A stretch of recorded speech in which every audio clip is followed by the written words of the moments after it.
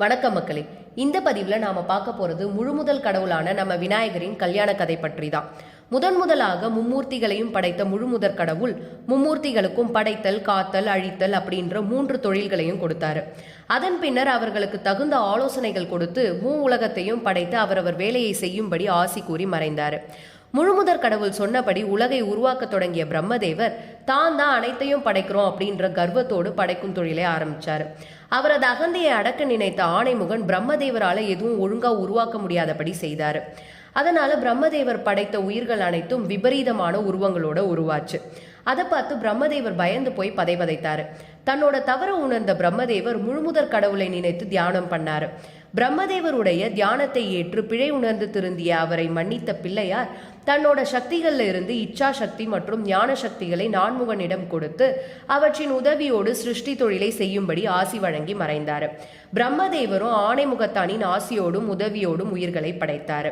பின்பொரு காலத்துல பார்வதி தேவி பரமேஸ்வரரின் மகனாக விநாயகர் அவதரித்தார். அந்த சமயத்தில் விநாயகரால் பிரம்மருக்கு வழங்கப்பட்ட இச்சா சக்தி மற்றும் ஞான சக்திகள் 2 பெண்களாக அவதரித்து வளர்ந்து திருமண பருவத்தை அடைந்திருந்தனர். விநாயகரிடம் இருந்து பெற்ற சக்திகளை மீண்டும் அவரிடமே கொடுத்திட விரும்பிய பிரம்மதேவர் தன் மகள்களாக வளர்ந்து வரும் அவர்களை பற்றி ஈசனிடம் சொல்லும்படி நாரதரிடம் சொன்னார்.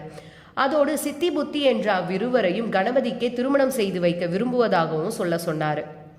நாரதரும் இந்த விஷயத்தை தெரிவிக்க கைலாயம் போனார். அங்கு ஈசனை சந்தித்து தங்கள் மகனுக்கு மணமுடித்து வைக்க தக்க மணமக்களை பார்த்து வந்துள்ளேன் அப்படின்னு சொன்னார். அதற்கு ஈசனோ, நாரதரே, விளங்கும்படி சொல், எனக்கு இருப்பது 2 பிள்ளைகள், இதில் நீ பெண் பார்த்து வந்திருப்பது யாருக்கு அப்படின்னு கேட்டாரு.